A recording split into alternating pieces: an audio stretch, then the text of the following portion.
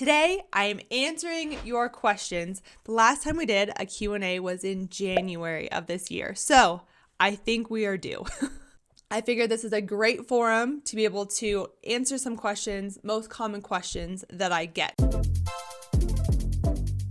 Okay, so during the fire season, is there any realistic way I'm going to be able to see my family? Yes and no is my answer. It depends on the fire season, which I know is not a great answer, so I apologize, but I want you to have that expectation of you could be gone quite often. You can be gone up to 21 days at a time. You'll come home. It's like mandatory that you come home to rehab, which just means rehabilitate, get your truck back in order, get all the gear on it, restock it, wash it, all that stuff.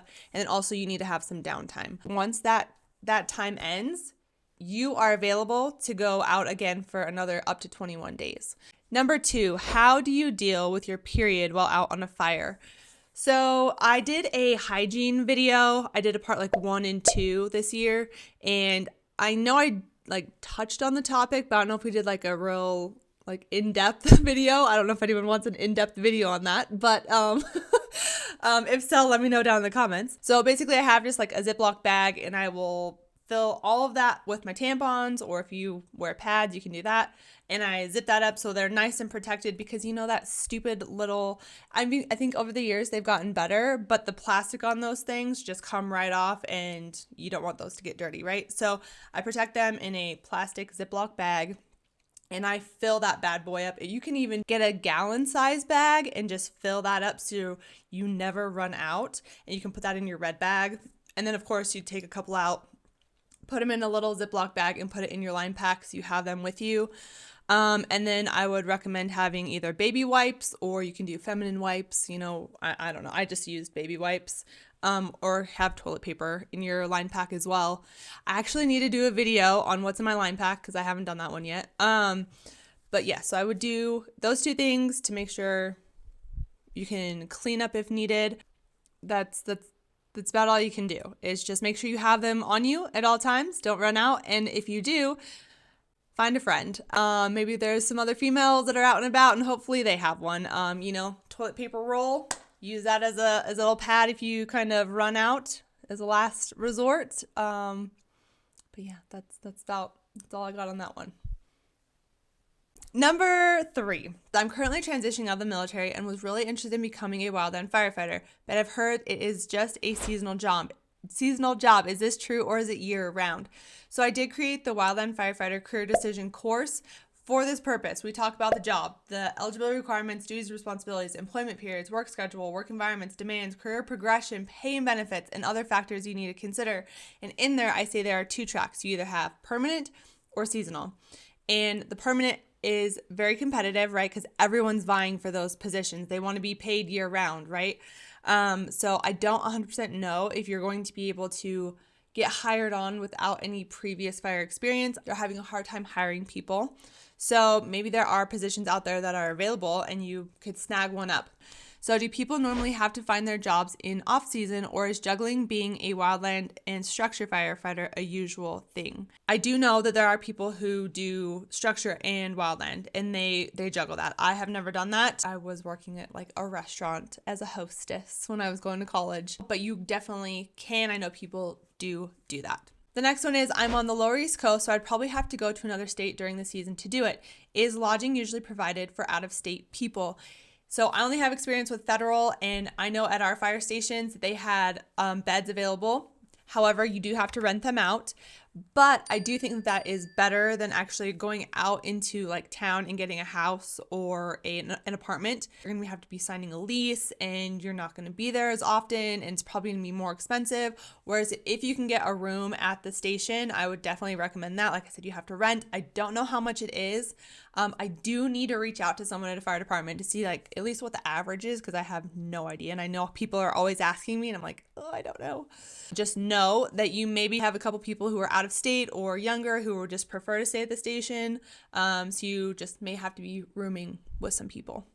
The next one is I am sending in my application to lots of places and I'm nervous that I won't get a job and I'm not fully sure what to do. I thought I would ask you. Down in the description box of all my videos is my free how-to guide, how to apply for wildland firefighting, but also my tips on how to stand out. So definitely check that out.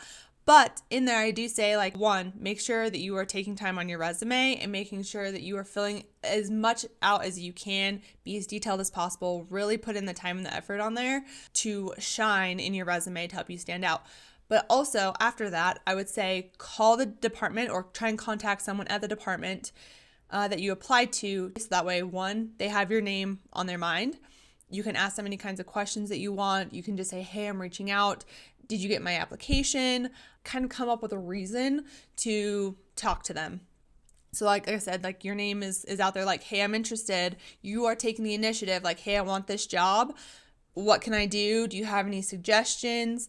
Stuff like that. So they're like, oh, we have a go-getter here. I like that. I hope to see that you get hired. You know what I'm saying? The next question we have is, do you buy boots beforehand or are they provided? I'm assuming you buy your own boots, but just want to be sure. Yes, you definitely have to buy your own boots, and it's my own personal preference that you invest in a good pair of boots because your feet are your money makers, right? If you're down and out because of your feet, you're not going to get paid. I did not know I was going to stay in fire, but I invested in whites boots because that's what I was told to do. Go get some whites. We didn't have options. He was just like, go get some whites. Yes, sir. So that's what I did, and I am so grateful. I am so thankful. These are the only pair of boots I've ever had. I know a lot of people in the fire world, they are ride or die for their boots. Some kind of like whatever. But you have whites. I know a lot of people really like Nicks. I've seen some people say Danners. It just kind of depends on who you talk to. Me personally, I would get some whites. I love them. But I also really think the concept of a hiking boot that's a fire boot, I really want one of those. I know there's Scarpa Fuegos and there are the La Sportiva Glaciers. Now, I think the Glaciers their toe is super narrow. So I've heard people have them and not really like them. And then also, I think I tried on a pair of the Fuegos, but for whatever reason, it wasn't really that comfortable. So I really wanted a good hiking fire boot, but I just don't think there's a really good one out on the market. So I would definitely keep with the whites for me personally. Maybe there's some companies out there that want to collaborate on making a hiking fire boot. So hit me up. I'm here. Anyways, so the boots that I would say that I recommend personally are whites. And definitely break your boots in before the fire season. I'm letting you know that this is important. Do it before, well in advance. You will thank me.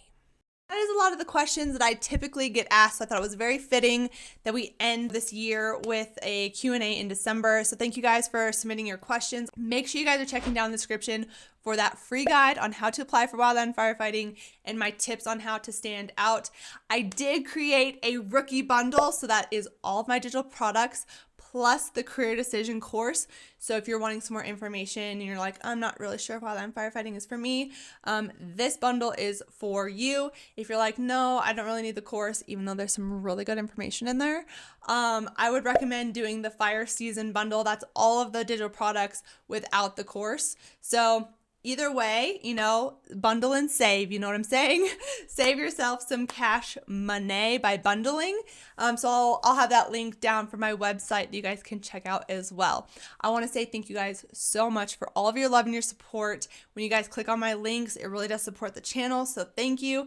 But even more than that, it's your guys' comments of saying, hey, this video really helped me. I found your channel. It was so helpful.